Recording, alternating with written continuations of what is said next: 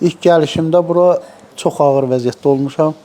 Metastaz verib, məni heç qaldırmaq, endirmək çox çətin bir məsələ olubdur. Ancaq indi şükür özüm qalxıram, özüm gedirəm, gəlirəm, hər şey yaxşıdır, gözəldir. Mən çox minnətdaram doktora və onun komandasına. Hər bir komandası yüksək səviyyədə yanaşırlar, hər şey qaydasında, yəni yerində. Bəzi xəstələr var ki, onlar həkimlik üçün də, təbabət üçün də möcüzədir və doğru zamanda, doğru yerdə olmaq onları xilas edir. Ruslanı mənə həkim yoldaşımız zəng elədi ki, bir ağır xəstə gətirirlər. 7-ci boyun fəqərəsinin sınığı ağrı şoku ilə.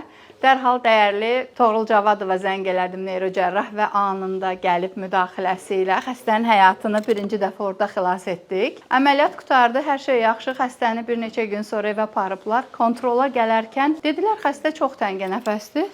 Ağlıma nə gəldi? Ürəklə bağlı bir problem ola bilər. Təcili iş saatının bitən vaxtında exo elədik. Ürək tamponada riski 2 litrə yaxın perikardda maye yığılması var idi. O mayeni də boşaldıb Ruslanı bir dəfə də orada belə. O tərəfdən dartdıq bu yana, hə? 2 dəfə çox həyati riskdən çıxıb. Allah üçdən qorusun. Həmişə sağlam ol. Çox şükür, çox şükür.